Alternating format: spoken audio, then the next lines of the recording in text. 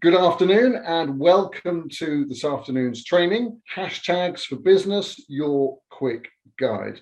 And so for the next 45 minutes, we're talking about using hashtags in your business. Hashtags, of course, are across multiple platforms, across Twitter and Instagram. Those are the two main ones, really, but they're also now on LinkedIn and on Facebook, and I think they're messing around with them on Pinterest and also I think they're on TikTok as well. But it's mainly going to be Instagram and Twitter, realistically, that we talk about in practical terms. So if you have a question, feel free to ask it as we go through. So let's get these slides up and running. So welcome. Who am I? My name is Andrew Knowles. I've been running training courses for businesses for the last 25 years. Over 25 years. I started off in the software industry where I was training large organizations in how to use software products. I went freelance about 12 years ago as a copywriter. I quickly got into using social media, quickly got back into the training groove and training small businesses in how to use social media and other aspects of digital marketing. My next course, for example, in early March is all about email marketing. So if email marketing is something that interests you and you'd like to think about getting into it, then you might want to tune into that one as well. That's another free course. You'll find me online on social media as Andrew Explainer on Twitter and on Instagram. I'm on LinkedIn. I think I'm even on TikTok. Also, if you want to use a hashtag that connects with me, then the hashtag Andrew Explains. That's a hashtag that I've adopted for the purpose of sort of connecting my own messages together on social media. Why do I run these courses for free? Well, there's several reasons. Firstly, because I'm a big fan of small businesses. I really want to support small businesses. Since becoming freelance myself 12 years ago, I was the president of our local Chamber of Commerce for a couple of years, really wanting to support and encourage small businesses. And I know that not everyone has a huge budget for training. I also love doing training courses. I do paid training courses as well, but I love doing training. This is perhaps where I get a lot of energy back from you guys. So which is why the questions are great. I love the questions and people asking questions and difficult questions. I don't have all the answers, but I love helping people to find the answers and find our way through this. So really, that's really what drives me to do this free training for people like you. So I trust you'll find it useful. And it also keeps me sharp.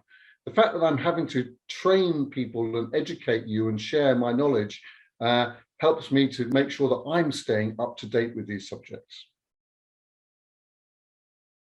Let's talk about using hashtags in business. I'm going to start with a particular example, and it may be an example that you are already familiar with.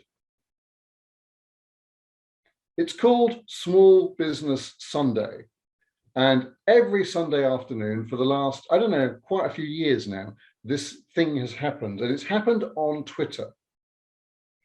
And it's run by Theo Paphitis. You may have heard of Theo Paphitis. I, by the way, have no association with Small Business Sunday, other than the fact I think it's a really great example of how a hashtag helps to bring people together and has add real benefit to small businesses. So Theo Paphitis started doing this thing a few years back. And what he says is that between 5 p.m. and 7:30 p.m. every Sunday, so once a week, he wants small businesses to tweet at him. So this is a particular Twitter thing. So tweet using his name, using the hashtag SBS. And every week he will pick 6 winners. And those 6 winners go into his SBS, his small business community. And it's not just a nice little tick in a box. It's not just a little warm glow. He runs an event every year. So he's running it, obviously with COVID, that's all been suspended. But the next event, as I believe it, is coming up very soon. And it's a free event. Again, I understand it's free. It's for the business owners to go to. And because they're an SBS winner, and there's now a community of over 3,000 of them. In fact, I think it's nearer 3,500 now. And these are small businesses that have joined in on Twitter using the hashtag SBS. And he's picked them as winners, and they've become part of this community. And there's a community, a hub where they can meet and they can support each other. And it's all happening because of the power of the hashtag SBS, which you've got down at the bottom of the slide there. Now, of course, nobody owns the hashtag SBS. just because Theo Paphitis has decided to start using it doesn't mean that other people can't use it for other purposes. And indeed, other people do use that hashtag for other purposes. Nobody owns a hashtag. But on Sunday evening, you'll find that the vast majority, UK time, the vast majority of SBS posts on Twitter are relating to Small Business Sunday. So that's a great example of how, to me, it's a great example of how a hashtag has allowed a community of small business owners to come together in a way that wasn't possible before social media. I mean, one of the things that social media has done is it's made small businesses, it's given small businesses so much more access to the market. It's helped to level the playing field. It doesn't make it easy all the time, and lots of small businesses struggle with social media. I get that. Lots of small businesses struggle with hashtags and exactly how they work and what they are. So let's get into that question of, having given you an example of how a hashtag works and how a hashtag is building a community. What actually is a hashtag? Well, a hashtag is, in simple terms, it's like a post-it note. So what's a post-it note? So I've got a post-it note. I should have had my pack of, here we are. I've got a pack of little post-it notes here. What's a post-it note? I asked my wife the other day, what's a post-it note? And she said, well, it's a reminder. It's something I can put on things to. I stopped her and I said, no, what is a post-it note? A post-it note is a piece of paper with some sticky glue on it. That's what a post-it note is. A post-it note is a very simple thing. It's a bit of paper with a bit of glue on it. What's a hashtag? If you think of a hashtag like a post-it note, all a hashtag actually is, it's a string of numbers and letters. So hashtag SBS, hashtag Small Business Sunday, hashtag London, hashtag whatever you want. But it's a string of characters with it's preceded by a hash. And the way the social media systems have implemented using hashtags is it becomes a clickable link. It becomes a link that you can click on. So if you go onto Twitter and you click on the hashtag SBS in a tweet, it will take you to search and it will show you all the other tweets that use that same hashtag. Likewise, Instagram. In fact, when Instagram began a few years back, then hashtags were the only way of searching. So if something wasn't in a hashtag, you couldn't search for it. In Twitter, you can search on every single word. In Instagram, you could only search on hashtags. So hashtags were really, really important. But that's all. Go back to the example of a post-it note. That's all a hashtag was. It was a very simple way of connecting, of creating a string of characters and turning it into a clickable link, which was a shortcut to search. But going back to the post-it note example, the reason why post-it notes are so powerful and is that they are reminders and they are bookmarks and they are notes and they are umpteen other things is because that's how we choose to use them. So the post-it note itself is just a thing. It's how we use it that makes it powerful. And likewise with hashtags. Hashtags are just a small bit of tech, if you like, inside a social media post. It's how we use the hashtags that makes them really powerful. It's using the hashtags that helps to connect us with one another. Because that's what hashtags do. Hashtags allow us to connect with people in a crowd. Twitter is a crowd. And lots of people I know, I don't know where you are with Twitter, but lots of people I know say they don't get Twitter because they go in there and it's like going into a room where there are millions of voices all shouting at once. And it's just noisy and it's confusing and it makes no sense to some people. To be fair, I've heard someone just the other day say the same thing of Instagram. They're actually a big Twitter fan, this particular person, but they said that they couldn't make sense of Instagram. So they couldn't find their way around Instagram. So every social media system has its fans and and those who struggle with it. But what the social media systems do is they bring people together with common interests, and it's often through the power of the hashtag, that clickable link, that shortcut to search, that tag that you put onto a post. Because what does a hashtag represent? It can represent different things. The hashtag could represent a theme. It could represent, it's a connector. So for example, there's a storm forecast. There's at least one storm forecast this week, if not two storms forecast this week. So a lot of people will be using the hashtag, and then I haven't actually, Storm Dudley, is it, or something like that, or Eunice. Those are the names that immediately spring to mind. But people will be using hashtag Storm Dudley. And if you search on hashtag Storm Dudley on Instagram or on Twitter, you'll see lots of posts coming up relating to that. People showing pictures of damage, people showing pictures of what the weather's like where they are, people showing pictures of how they're getting on in life around the storm. So it connects people. It provides a common point of interest. Hashtags can also be used to build community. I talked earlier on about the Small Business Sunday, the SBS hashtag. And if you like, there's already, there will be a community formed around every single hashtag. For some people, that community is just fleeting and it exists for a few moments. Like, for example, if you're watching, I don't know, sport, and you're using the hashtag as you follow a football match or a rugby match, or you're watching the Olympics, you can engage in conversations with other people who are using that same hashtag. It's connecting you with them. It's building a community. And some of those connections last for just a fleeting moment. And you might reply to somebody's message or just like their post or whatever, and that's it, you move on. But some of those connections, you start following somebody because you can see they've got a common interest to you. They start following you and having and engaging in conversations. That also increases following. And that also pushes up your visibility in the algorithm, because what the algorithms of social media like to do is they like to see posts that are getting a lot of activity. A lot of people liking it, but more importantly, commenting it on, sharing it and saving it. Because when people comment and share and save your post, whether it's on Twitter or Instagram or Facebook or whatever, that says to the algorithm, oh, this post is interesting to people, we'll show it to more people. So by using the right hashtags, getting your posts in front of the right people, who then get involved in conversations and who comment and like your posts, that then also feeds into the algorithm, so your post gets shown to more people. And hashtags can also be used for campaigns. I'm sure you've seen lots of campaign hashtags being used in lots of different contexts. So a hashtag in its most simple form is a piece of technology, but the way that we use it is what really unlocks its power. So it's a theme, it's a connector, it's a community, it can be used as a campaign.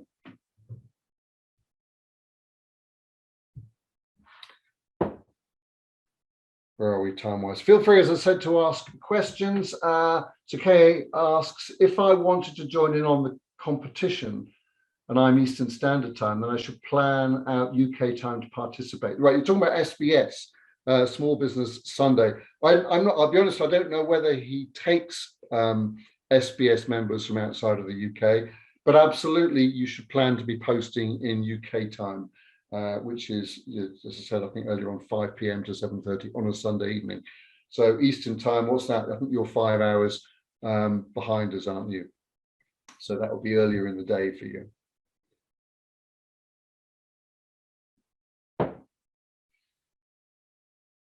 But welcome, you're joining in this session, I'm guessing, from the East Coast as well. So I'm glad you're here, thank you.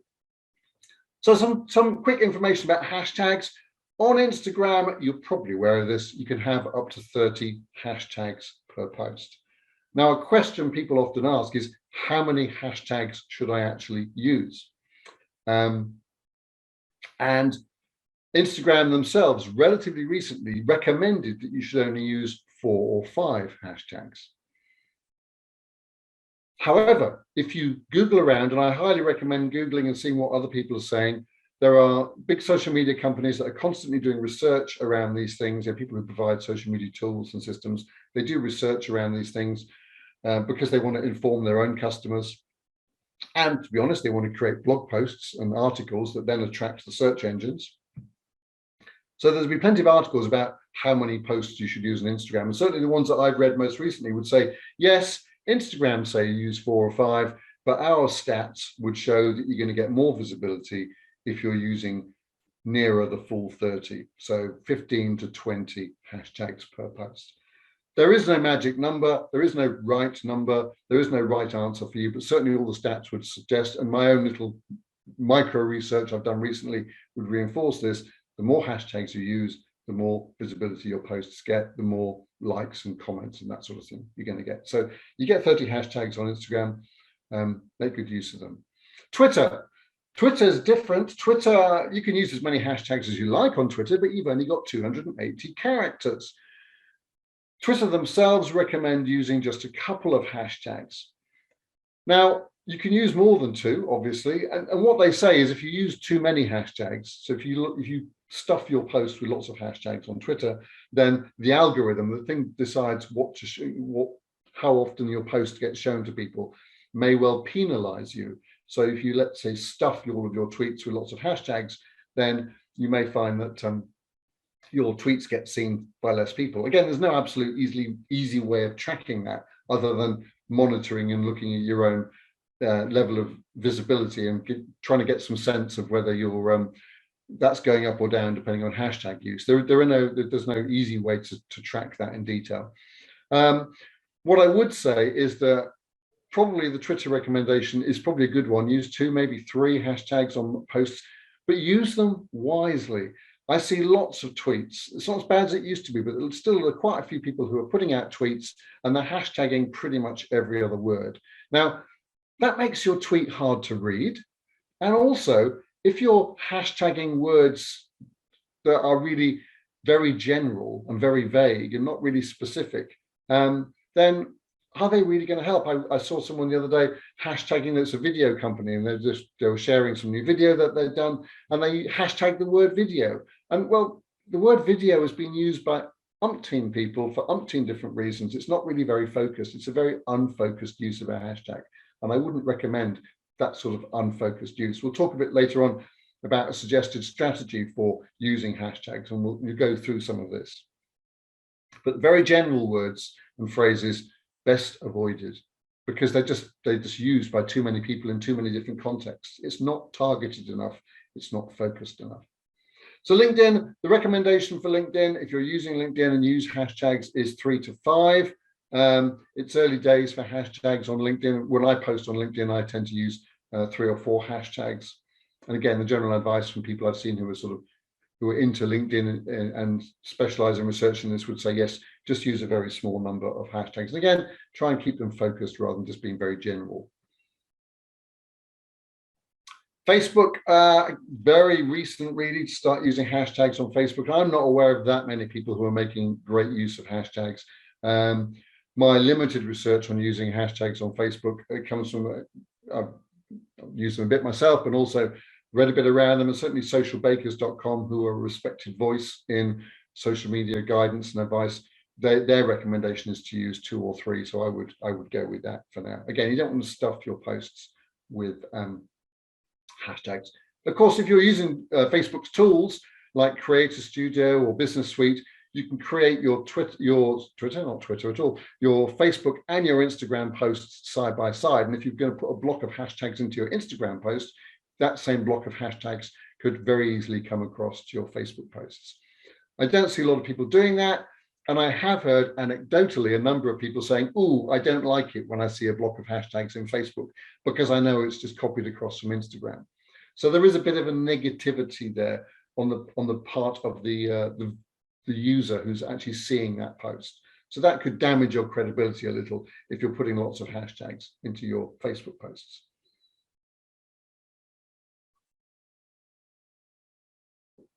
Okay, let's step out of the training just for a minute. This is me talking about coffee. So this training is free. It's not costing you anything to be here, and I'm not expecting you to pay for anything. However, if you do want to support what I do, if you do want to contribute towards, because there are costs to me of doing this, or if you just want to say thank you, if we think it's useful, you are very welcome to go to coffee.com/Andrew Explainer and buy me a coffee. The more people who support me in doing this, then the more variety and free training courses that I am able to offer. And I'm very grateful to those people who have supported me and continue to support me in what I do. So that's my little plug for that. Okay, back to hashtags. And thinking about hashtags, what hashtags do I use on my posts? Well, one way of thinking about hashtags is looking at different categories, different types of information you can put on your posts. And so on Twitter, you may be just using a couple of hashtags. On Instagram, so you've got up to 30. So you may want to be using a mix of these. And I'll come on to the Instagram strategy bit in just a moment. So for example, one of the categories for hashtags could be around geography. So an example for that will be hashtag made in Wales. It's one that some people use, makers and creators particularly use it to indicate where it's made. And that creates some affinity for people. So for somebody, it's, oh, I can see that it's made in Wales. That's relevant to me. That tells me something. So they're using a hashtag to share some information. And again, it's a connector because, oh, well, if you see the Made in Wales hashtag, you can click on it and you'll see all the other posts on Instagram or on Twitter, which also use the Made in Wales hashtag. Doesn't actually guarantee it's made in Wales, obviously, but it's a connector in that sense. And it has a geographical angle. And I'm sure you can think of other geographical angles on that. People often use local hashtags when they're talking about, particularly if they're selling locally. So particularly if they're an attraction or a retailer with a physical presence, a bricks and mortar store or a restaurant or something like that, then geography is really quite important because it helps to identify where you are.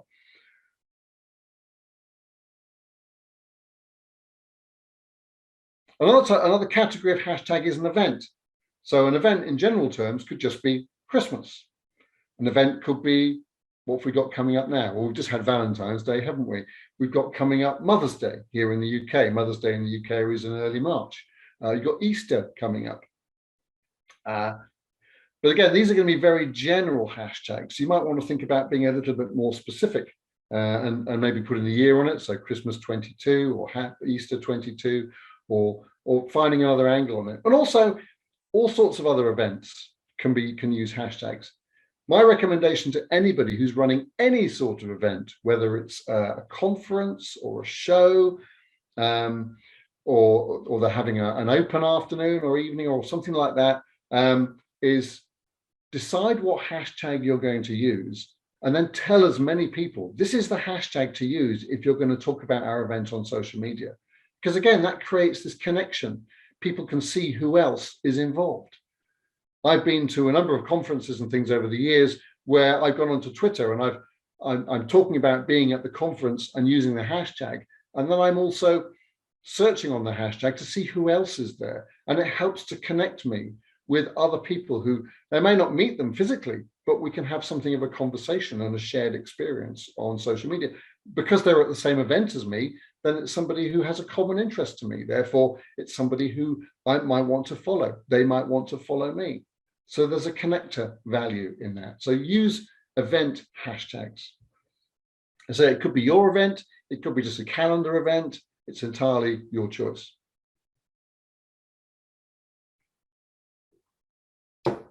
As I said, if you've got questions, feel free to ask them in the chat, please. Another way of looking at hashtags is to come at them from an emotional perspective. We talked about geography. We talked about having a hashtag for an event. Well, how about a hashtag which talks about emotion? So emotion could be love your job. You know, so I'm a freelance this, or I'm not. You know, it's entirely. But it's putting some emotion, and not all the emotions are positive, obviously. There can be negative emotion in there as well, but it's coming at the hashtag from a different perspective. We are human beings after all, and emotions are part of who we are. Good question from Paul. Is it worth using a hashtag that's been used multiple times, millions of times?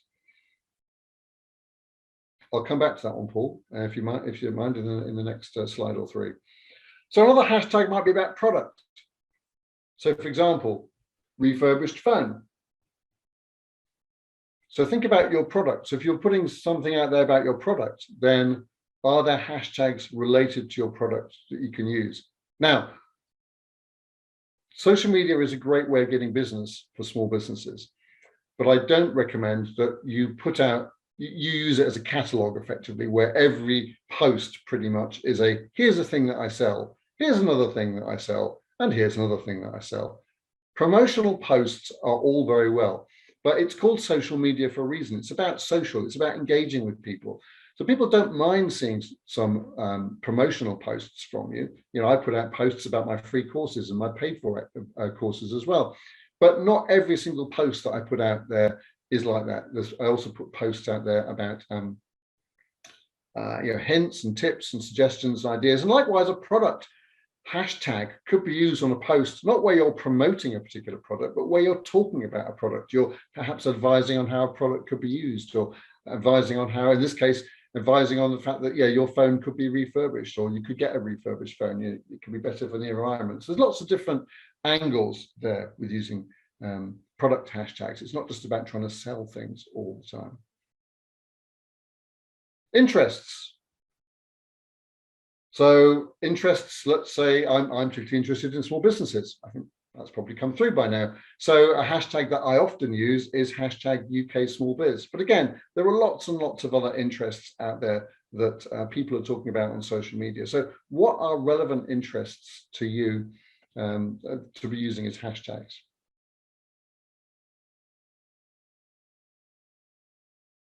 So that's a thought about categories. Oh, and brand as well. So there's the last one down here, brand. Okay, Andrew Explains. I wasn't expecting that. I'd forgotten I'd put myself on there. So I've decided that I'm going to start using the hashtag Andrew Explains. And my recommendation is for you as a business is to adopt a hashtag that is as unique to you as you can make it. So it's not necessarily your business name. It might be something about that says something about you. So for example, I've adopted the hashtag Andrew Explains. Now, I don't own that hashtag. I can't stop other people using that hashtag. And if you go onto Instagram or Twitter, you will find that a few other people have used that hashtag for other purposes, but very, very few. You'll find that most of the posts on there are from me, or possibly from other people who've engaged with me. So one of the reasons for using that hashtag is it makes my content easier to find. People can just click on it and they can see. They won't see all my content because I don't use it on every single post. But it also allows other people to connect with me because, for example, you might decide to go off on Instagram or Twitter after this and say you were on this course and you might want to use my hashtag. That's entirely, I say my hashtag. I don't own it. It's not my hashtag. It's just the one that I've chosen to adopt and that I major on. And certainly, if I was selling a product, a physical product, then I would make sure that every person who I shipped that product to was very aware of the hashtag that I wanted them to use, the hashtag that I'd associated with my brand, because I want to encourage conversation and discussion and buzz in the social media space around my hashtag. So brand hashtag, I would recommend that you start using a particular brand hashtag and use it consistently. So hashtags have changed somewhat in the way that they're used. So initially, hashtags, as I said, they're powerful for search on Instagram. They're useful on Twitter. It's really the two main networks where they function. And really, over the last few years, there's been a real trend towards hashtag communities because of this power of the hashtag to connect people. So just talk through some of these hashtag communities. So some of these hashtag communities are time specific, and I'm just giving you some examples. Again, you may be familiar with some of these examples, and obviously I started with the hashtag SBS example right at the start. So some communities are time specific. So for example, 11s is hour. Who creates these communities, by the way? Well, just somebody decides to start them. So a few years ago, somebody decided we're going to start a hashtag called 11s is hour. And it's going to be focused on very small businesses. And every weekday, Monday to Friday, between 11 o'clock and 12 o'clock, we'll tweet using the hashtag 11s is hour. There'll be a moderator, if you like. There'll be somebody who who leads the chat, but doesn't need to be. If they're not there, 11s is hour can still happen. And so it's become a thing over the last few years. Lots of small businesses between 11 and 12 will go on, they'll share pictures of their products, they'll have conversations with each other, and it's become a bit of an informal networking environment for small business owners, particularly in the craft space, I have to say, but not exclusively. So makers. So that's 11s is hour. Now you can join in 11s is hour from anywhere in the world, but obviously the UK happening of that is UK time, 11 o'clock to 12 noon. Some hashtag communities are geographical. So for example, there's a Hampshire hour.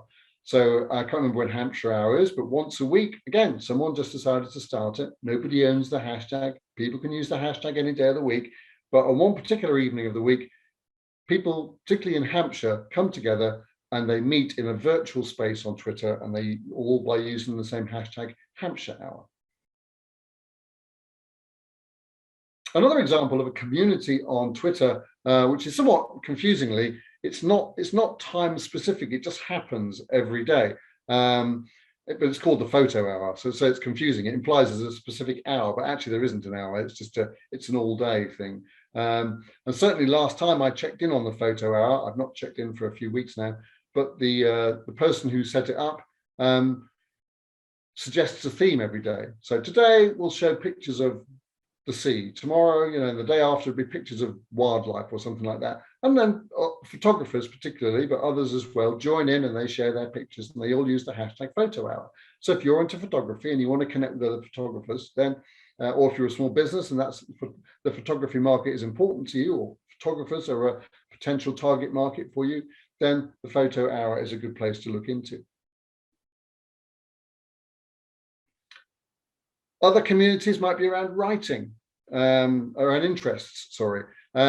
So and a good example of that is the hashtag #amwriting. So my wife's an author, so she dips onto this from time to time. And again, it's not timed. Anyone can use the hashtag #amwriting, and they don't need to be an author or writing something for publication. But if you search for the hashtag #amwriting, you'll find lots of posts by authors and other people who are in the process of writing something. So it creates a point of interest. And again, it's showing you, oh, these are people that I might want to follow, that I might want to be interested in, I might want to get into conversation with. And the last example I'm going to give here is a brand hashtag community. Now, this is a bit of a mouthful, hashtag MHHSBD. I became aware of this a few months back. It stands for My Helpful Hints Small Business Directory, which is even more of a mouthful, to be honest. But again, somebody decided to set this up, and what they've done is that they have pioneered the use of this hashtag. It's not a hashtag anybody else is going to use in error, is it? Because it's not a word, it's just a series of, it's just 6 letters. So they've got something which is unique. I can't imagine anybody else using it. And they've made a point of drawing together small businesses. Now, because it's a directory, they're actually charging people. Now, that you can't charge people to use a hashtag. You can't stop people from using this hashtag. But I have to say, from my own experience, that if you start using this hashtag and you're not a member of their paid directory, yes, they speak to you, let's say, and encourage you not to use it, and encourage you to become part of their community. Now, actually, it's a very low-cost community, and I have joined up partly to see how it worked in detail, get behind the scenes. And it's a vibrant community of now getting on for 400 small businesses. And I've interviewed, as part of what I do, I interview people, and I've interviewed several people who are part of it, and they find it hugely useful and supportive and encouraging community. So that's just an example of a brand community that has developed around Twitter, and it's probably only been around for a year, 18 months, something like that. So those are examples of communities that are built around hashtags, particularly on Twitter, but also on Instagram. So my wife's an author, and she actually finds the Instagram hashtags and communities easier to engage with. In fact, one of my daughters also runs her own business. She makes clothes for children, and she has got into a community of other makers and mums on Instagram, and they find that. And I asked her, how did she get into that community? How did she find these people? And she said, I just looked for the hashtags. I looked for the relevant hashtags, the hashtags that seemed right. I started following people. I got into conversations, and I got into the community. And she started it as a buyer because she was she's got children of her own, but she's actually gone into making clothes for herself, and now gets customers and has reps all through Instagram and all through using hashtags as a way of connecting with people. This is the power of hashtags. The connector opens the way for small businesses. So here's a suggested Instagram hashtag strategy. And this comes back to the question that Paul asked, which is, should I use a hashtag that's been used millions of times? This isn't my strategy. I've seen various flavors of it.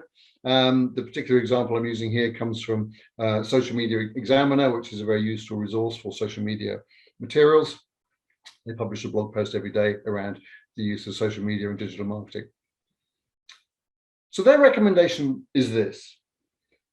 On each post, you should use maybe 4 to 5 very popular hashtags. By very popular, they mean hashtags that have been used maybe 300,000 to 1 million times. Once you're over 1 million, then there's just so much background noise, probably your post will get lost. Now, that's not to say that, let's say if you're in London and you're photographing stuff in London and you want to share it, that you shouldn't put the hashtag London on there, because the hashtag London has been used millions and millions of times. But the reality is, unless it's a particularly outstanding photograph or piece of video or reel that you're sharing, it's likely just to get lost in the noise. So really what you want to do is focus in on the more specific hashtags.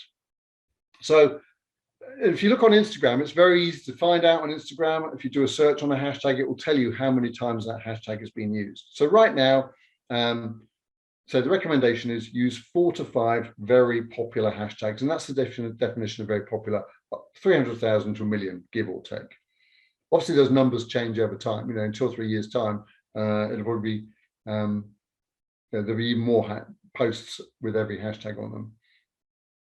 Then think about using 4 or 5 moderately popular hashtags. And I'll talk a little bit about hashtag research in just a moment. So moderately popular, use hashtags that have been used maybe 80,000, 300,000 times, something like that. And you can see where this is going, can't you? You're niching down. You're starting with a handful of really popular hashtags. Then you come down with some less popular ones, the ones that have been used a lot, but aren't super popular. And then you come down to some niche hashtags. The niche ones probably been used 10, 20,000 times, up to 80,000. Anything below probably 10 or 20,000 is really super niche, and don't expect anything from it. Now, that's not to say that you shouldn't use your own brand hashtags, because I gave the example earlier on of Andrew Explains. And if you look on Instagram, I think it tells you that Andrew Explains has been used less than 100 times. So it really is super, super niche, and I don't really expect anybody else to be using it right now. But there you can see, you could be using round about 20 or so hashtags on Instagram, and you're niching down. You have some really general ones, less popular, very niche, and then maybe 1 or 2 branded hashtags as well. And that's a good approach to take. Now, mix and match them. Don't use the same block of hashtags on every post. The algorithm doesn't like that on Instagram. The system which decides what posts to show people will pick you up for that, because that can come across as spammy. So mix it up. And if you really want to get into analyzing the performance of your hashtags and seeing which ones work better than others, then you might want to get really scientific and just use and have different blocks that you use for different types of images, and then compare the results. I said there's no easy way, particularly for free, to analyze what's working. There are a whole host of paid for hashtag tools out there which can help you to find which hashtags will work more effectively. But there's always an element of trial and error in all of this. And sometimes something will work and it will take off and a post will go viral. And you may not entirely ever know why it went viral. Somehow your post just caught the spirit of the moment and attracted a lot more attention. So that was a suggestion for, excuse me, a hashtag strategy. Now, this slide was actually meant to, okay.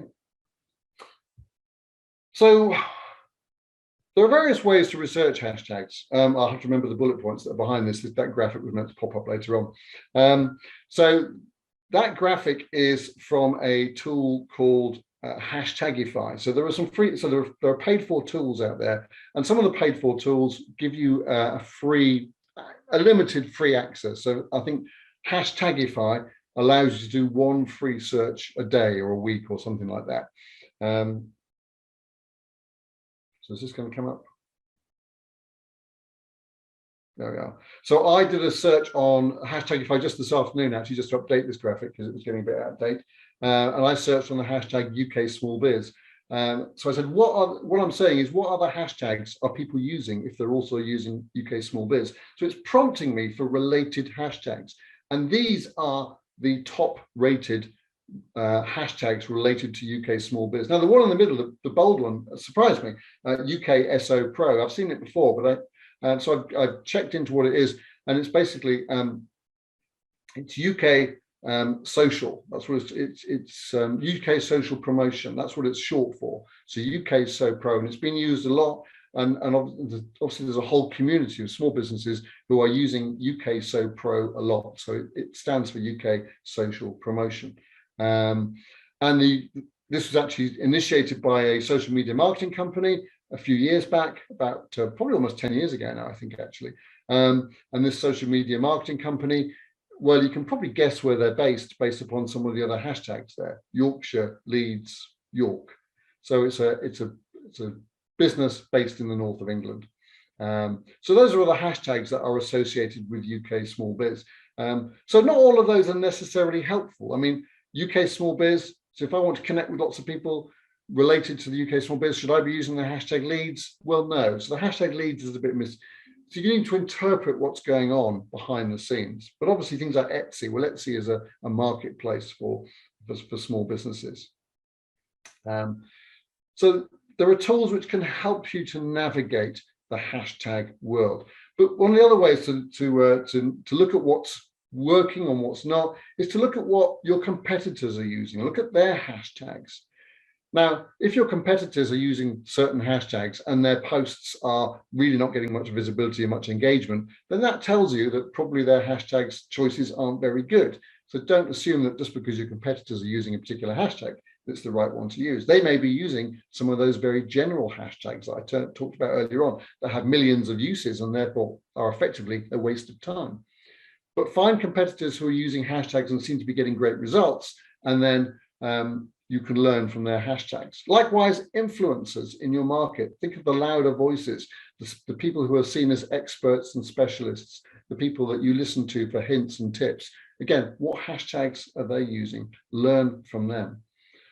So a lot of hashtag research is really about studying what's happening, choosing, as I said, based on that strategy that I put up earlier on, choosing hashtags that are not overused, but not too specific either, and seeing who else is using those sorts of hashtags, and experimenting and seeing how it comes together for you. So there's no quick answer, unfortunately, to the which hashtag shall I use to get visibility, because it doesn't work that way. It'd be too easy if it did, wouldn't it? So one way of finding out which hashtags work for you, so this is a screenshot from Instagram. So on every post on Instagram that you've put out there, it will give you the option to view your insights. And if you view your insights, so this is insights from a particular post that I shared a while back on one of the accounts that I run. And this tells me that this particular post had 1,567 impressions. So impressions is the number of times it's been viewed. It's been viewed by 1,518 different accounts. So that accounts number is slightly smaller than the number of impressions. Because some people have seen it more than once.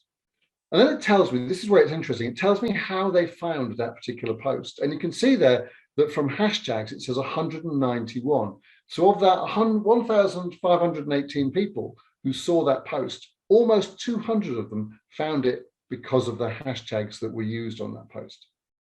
So that's a reasonable percentage. It says 592 of the people who saw that post weren't followers.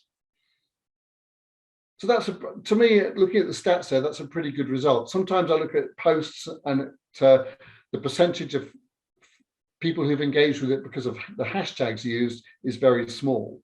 So typically, if you're looking at anything between 25%, 30% or more have come via hashtags, and that I would say that's a good result. If literally 5 or 10% of people seeing your post have come through hashtags, then I think there's room for improvement there. So this is one way you can look at your stats and say, are hashtags working for me? What it won't tell you, of course, is which hashtags brought those people in. There's no way of knowing that. And if you've used 20 hashtags on a post, then it could be any one of those 20. You can probably filter out some of them because they're maybe your brand hashtag that nobody else is going to be searching for right now.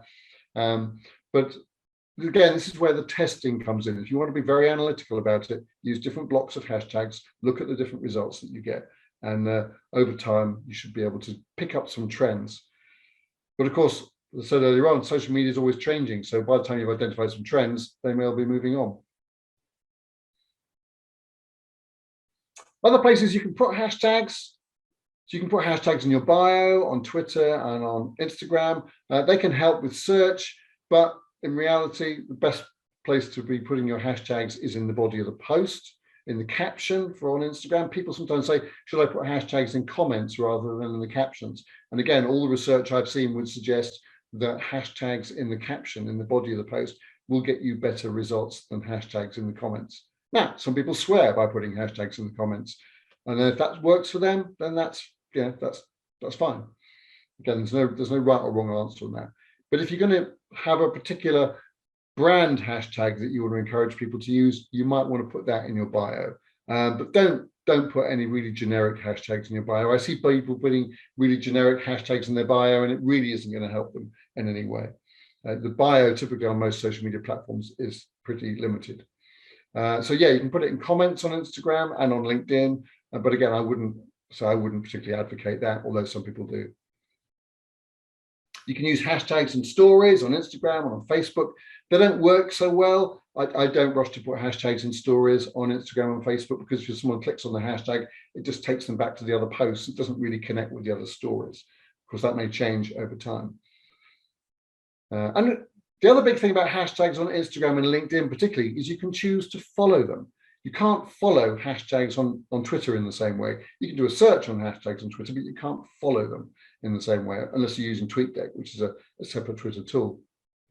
You can choose to follow a hashtag on Instagram or LinkedIn. Say if you're choosing to follow a hashtag on Instagram, then you will from time to time see other posts coming into your feed on Instagram from people you don't follow, but because Instagram's put them in there because it's based upon the hashtag that you've chosen to follow. So it's a way of introducing other people, other voices into your newsfeed. And likewise, the hashtags you use, other people following, if your posts rank well in that hashtag, then you'll get your posts will end up in their newsfeed.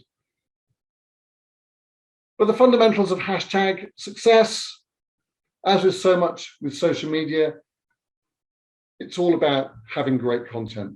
A great hashtag strategy won't save you if your content isn't very good. So high quality content. Choosing your hashtags well, I've given you some pointers there as to a hashtag strategy. It rewards doing some research rather than just, oh, I've done a post, now what hashtags can I put on there? Too often hashtags are thrown on at the last minute without much thought. Spend some time thinking about it. Be consistent. Use the same hashtags consistently. Post consistently. And be active. Again, it's social media. So it's not just about using the hashtags, but are you engaging with other people who use those hashtags? Are you starting to build that community and that network? That's what social media is all about. And that's where you'll get the real results. And finally, have a plan for what's next. Great, you're building a following on social media, but what do you want those people to do?